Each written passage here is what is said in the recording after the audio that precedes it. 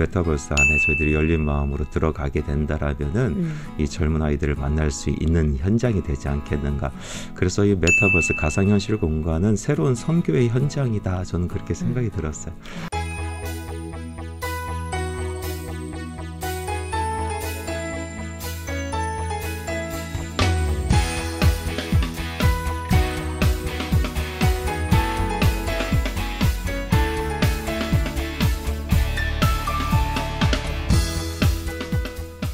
대구 기독교의 모든 이야기가 모이는 곳 당찬 5일장이 열렸습니다. 코로나로 인해서 비대면, 언택트, 그리고 가상세계와 같은 그런 개념들이 급부상하고 있죠. 그리고 교회도 예외는 아닙니다. 우리 코로나 한창이었을 때 있잖아요. 그때 교회는 못 가고 온라인 예배 함께 했었습니다. 제가 아는 권사님은요, 이게 너무 속상해가지고 모니터에 목사님 얼굴이 나오자마자 그냥 펑펑 울었다고 말씀하시더라고요. 비대면으로의 전환, 이제 더 이상 피할 수 없는 흐름이 됐습니다. 이런 흐름에 교회는 어떻게 대응해 나가고 있는지 내단교회 최봉규 목사님과 오늘 얘기 함께 나눠볼게요. 안녕하세요. 안녕하세요. 반갑습니다. 우리 당찬 식구분들께 인사 부탁드릴게요. 네, 반갑습니다. 내단교회 최봉규 목사입니다. 네, 반갑습니다. 코로나 때문에 요즘 세상도 변하지만 교회도 정말 많이 변하고 있어요. 내단교회도 작년에 온라인 예배 드리셨어요? 예, 저희 교회도 예가 아니라 온라인 예배를 드렸죠. 대면 예배 꾸준히 드리면서 모든 예배를 유튜브로 실시간으로 송출하면서 여러 가지 사정에 의해서 나오지 못하시는 우리 성도님들 온라인 예배로 참여하게 하였습니다. 어떠셨어요? 목사님도 사실은 저희 성도들도 어색했지만 목사님들도 어색하셨을 것 같아요. 처음에 하기가 정말 어색했고 또 힘들었던 그런 기억이 나는데요. 근데 차츰차츰 적응이 되어갔고 또 나름대로 그 안에서 은혜도 있었던 것 같아요. 네, 또 그 안에서의 은혜까지 함께 말씀을 해주셨습니다. 예배는 절대 중단될 수 없기에 우리가 이렇게나마 만날 수 있는 게 참 감사한 일이 아닌가 싶은데 최근에는 메타버스 예배를 시작하셨다고요? 예. 저희 교회에서 메타버스 예배를 저희 교회 정식 예배로 이제 시작을 했습니다. 지난 1월 달 한 달 동안 시험 방송을 좀 해봤고요. 그리고 2월부터 주일 오전 11시에 이제 정식 예배로 예배를 드리고 있어요. 예배 형식은 주일 예배랑 같은 형식으로 드리고 있고요. 그러나 좀 예배 시간을 조금 짧게 해서 40분에서 45분 이 정도 진행을 하고 있습니다. 예배 담당하시는 목사님이 앞에서 인도를 하시고 그리고 장로님들이 또 돌아가면서 기도 인도해 주시고 그리고 찬양대와 찬양 함께하는 회중 찬양은 그 전주에 녹화했었던 것을 저희들이 송출을 하고 그리고 설교는 저희 교회가 1부, 2부, 3부 예배를 드리고 있는데 1부에 제가 한 그 설교를 한 15분 정도로 다시 편집을 해서 이제 공유를 하고 있습니다. 예배 다 마친 뒤로 바로 헤어지는 것이 아니고요. 그 공간 안에서 다시 함께 참여했었던 분들 같이 삶을 나누고 예배 가운데 있었던 은혜도 같이 나누는 그런 시간도 같이 보내고 있습니다. 좋습니다.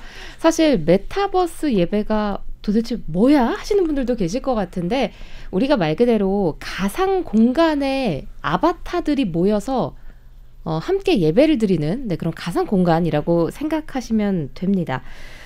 메타버스라는 게 사실은 굉장히 최근 개념인데 이게 벌써 이제 교회 안으로 깊숙이 들어왔다는 걸 좀 많이 저는 놀랐어요. 예. 이렇게 새로운 시도를 하시게 된 특별한 계기가 있으실까요? 저희 교회가 메타버스를 시도하게 된 두 가지 계기가 있었는데요. 하나는 온라인 예배를 계속해서 드리고자 하는 성도님들의 그 요구들이 있었어요. 작년에 발표한 그 목회 데이터 연구소에서 한 자료를 제가 봤는데요. 그 코로나 종식 이후에도 현장 예배보다 온라인 예배를 계속해서 드리겠다 하는 그렇게 대답한 성도들이 20%가 된다 이런 얘기를 들었어요. 네. 그래서 저희 교회도 정말 20%나 되는가 제가 조사를 해봤습니다.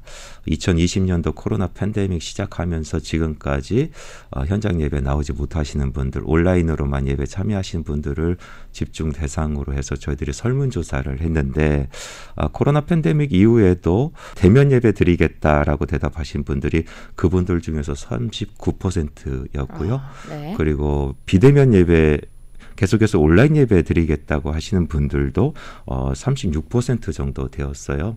물론 이제 전체 우리 예배 드리는 성도들의 그 퍼센테이지로 따진다면 한 4.9%가 좀 못 되는 그런 분들이었지만은 그래도 코로나 팬데믹 이후에도 온라인 예배를 계속 드리겠다고 하신 분들이 4.9% 정도 된다는 것은 상당히 큰 숫자다 이렇게 생각이 들어서 네. 코로나 팬데믹 이후에도 온라인 예배가 계속해서 진행될 수밖에 없겠구나라고 저희들은 생각을 했고요. 네. 그리고 또 다른 이유가 있는데 이건 좀 선교적 차원에서 저희들이 온라인 사역이 필요하다라고 생각이 들었습니다. 또 다른 설문조사에 보니까 가나안 교인 중에서 한 61%가 온라인 교회가 생긴다라면은 참여할 의사가 있다 이렇게 밝혔다고 해요. 네. 가나안 교회 교인들이 여러 가지 이유로 인해서 교회를 떠나갔을 텐데 그분들이 교회로 어쨌든 온라인 교회라도 돌아오겠다라는 얘기는 참 반가운 소식이다 생각이 들고 그렇죠. 기존 교회로서는 이것이 어떤 기회가 되지 않겠는가 그런 생각이 들고 또 아시다시피 이 가상현실 공간들이 현재 젊은이들이 참 많이 들어가서 여러 가지 활동을 하고 있는 그런 상황인데 네. 우리 기존 교회에서 젊은이들 만날 수 있는 접촉점을 찾기가 참 어렵잖아요. 네. 여러 가지 행사도 해보고 뭐 다른 것을 해봐도 젊은이들이 교회를 찾는 이들이 참 많이 없어요. 많이 없죠. 네. 그런데 그 메타버스 안에 저희들이 열린 마음으로 들어가게 된다라면은 이 젊은 아이들을 만날 수 있는 현장이 되지 않겠는가. 그래서 이 메타버스 가상현실 공간은 새로운 선교의 현장이다. 저는 그렇게 생각이 들었어요. 그래서 이것을 시작하게 되었습니다. 새로운 기회를 어떻게 보면 거기서 보신 거네요. 그럼요. 선교의 기회를. 예. 그리고 이 가상현실 공간의 확장성이 우리들이 생각하는 것보다 상당히 빠르고요. 우리가 예측하는 것보다 훨씬 더 넓게 펼쳐져 있거든요. 그래서 그 선교 현장이 정말 무궁무진한 것 같아요. 또 이거 새롭게 기회로 보신다고 말씀해 주셨는데 저는 사실은 목사님의 이제 말씀을 듣고 있자니 몇몇 또 이제 신도 성도분들은 무슨 소리를 하는 거냐. 아무리 세월이 변해도 주일에는 무조건 그것도 일부 예배를 가야지 이런 분도 계시고 저는 좀 너무 옛날 얘기인지 모르겠는데 우리 핸드폰으로 성경 보거나 핸드폰으로 찬송가 보는 젊은이들 있잖아요. 혼났거든요. 그래요? 네네 무조건 성경책으로 봐야지 무슨 태블릿 PC나 이런 걸 들고 교회 안에서 그거 쳐다보고 있으면 안 된다고. 근데 목사님께서는 가상 공간에서 예배 드리는 거를 심지어 이제 거울 교회를 설립하신 그래서 이게 좀 저는 솔직한 말로 약간 죄책감으로 다가오거든요. 그럴 수 있죠. 네. 이게 이상한 건가요? 아니요, 이상하지 않은 것 같아요. 현재 지금 하고 있는 것을 부정한다라면 그건 이상한 것이 되는 거죠. 네. 우리 현장에서 예배드리는 그 거룩함 그리고 그 영성의 깊이 이런 것을 저희들이 부정하고 만약에 가상현실로만 우리가 무엇인가 할 수 있다 또 그쪽으로 우리가 다 가야 된다 만약 이렇게 한다라면 저도 아마 그건 반대할 거예요. 네. 그런데 대부분 우리 성실한 성도님들은 현장 예배 중심 또 함께 만나서 교제하고 또 떡을 나누는 이 교회를 사랑하는 줄 제가 잘 알고 있거든요. 그래서 저는 그것 또한 정말 옛날 못지않게 더 부흥하면서 그 일들을 감당해야 된다고 생각을 하는데 그러나 이제 시대가 조금 변해가면서 가상현실 안에서만 만날 수 있는 사람들이 있다라면 네. 그리고 계속해서 온라인 예배를 드리는 그런 교회 안에서 신앙생활 하겠다라는 가난한 성도들이 있다라면은 저는 그 영혼들 버려서는 안 된다고 생각이 드는 거죠. 한 영혼도 귀한데 그 영혼들이 거기서 만날 수 있다라면은 예수님께서 하늘의 영광 버리시고 땅에 내려오신 것처럼 네. 우리들도 그런 마음 가지고 우리가 전혀 개척해 보지도 않고 생각해 보지도 않았었던 그 세계로 우리가 복음 들고 들어가야 된다고 생각이 드는 거예요. 그래서 선교적인 관점에서 가상현실 공간 안에 저희들이 교회를 개척하고 네. 그리고 그 안에서 예배도 드리고 또 구도자들 여러 가지 진리를 찾고 목말라 하는 사람들을 그 안에서 만나고 양육할 수 있다라면 네. 그래서 예수님의 제자로 만들 수 있다라면은 이것은 꼭 필요한 사역이 아닌가 그런 생각을 해보는 그렇죠. 거죠. 새로운 예. 또 뭐랄까요 선교의 지평을 넓힐 수 있는 굉장히 좋은 기회가 되지 않을까 생각이 그렇죠. 듭니다. 왜 우리가 그런 얘기 하잖아요. 막 연인들 사이에서도 예. 눈에서 멀어지면 마음이 멀어진다고. 예, 예. 저는 이제 그런 게 좀 걱정되는데 목사님 걱정 안 되세요? 저희 교회에서 오랫동안 이 온라인 사역을 좀 집중적으로 해보았어요. 네. 왜냐하면 지금 만날 수 없는 상황이니까 어쩔 수 없이 시작을 했는데 저희 온라인 선상 안에서 저희들이 예배만 드렸던 것이 아니라 저희들이 묵상학교도 같이 했거든요. 그리고 여러 가지 양육 프로그램을 중단하지 않고 온라인으로 계속 해봤어요. 네.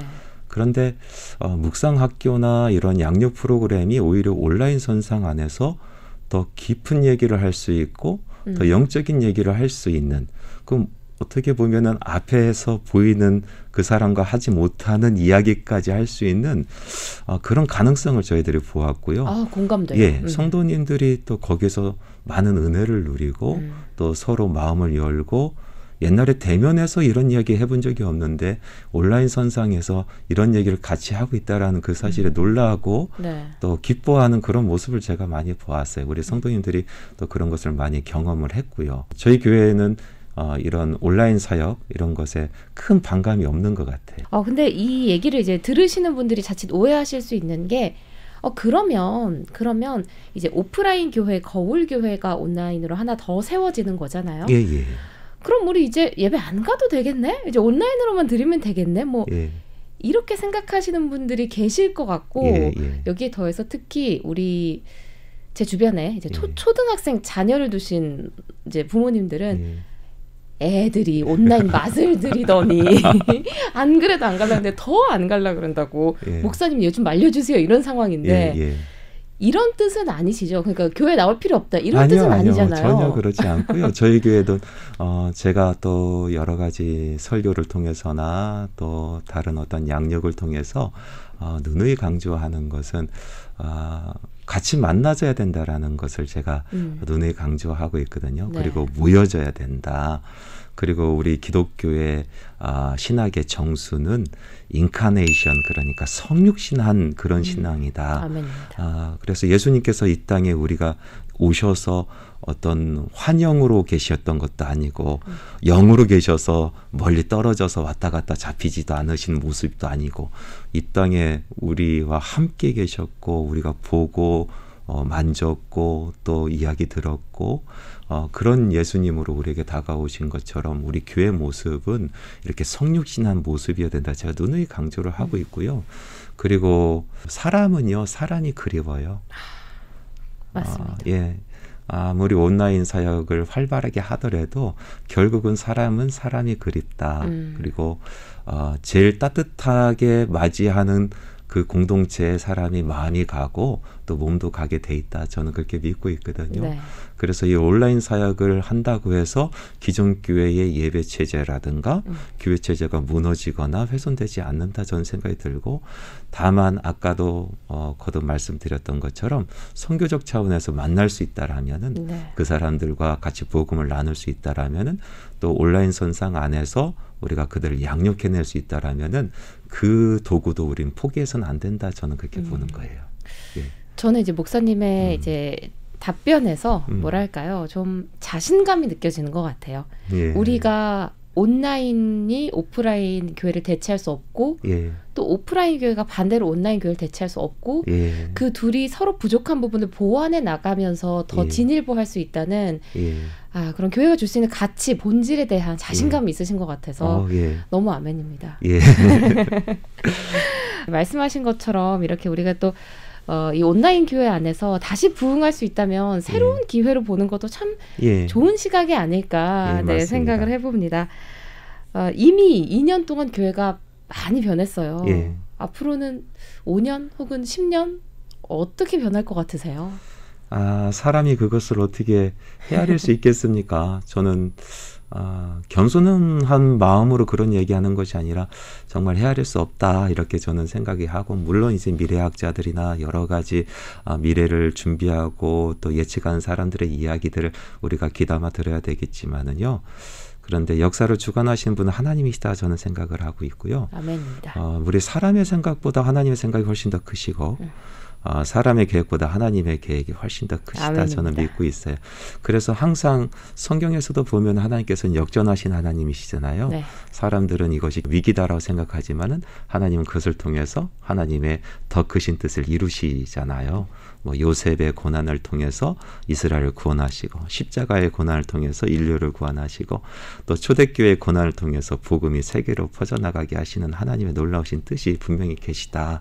저는 그렇게 믿고 있고요. 아멘입니다. 이 코로나19가 어떻게 보면 교회로서 상당히 큰 위기 의식을 느끼게 하는 그런 현상은 분명하지만은 분명히 하나님께서 이것을 통해서 더 넓은 하나님의 뜻을 분명히 이루실 것이다 이렇게 생각이 들어요.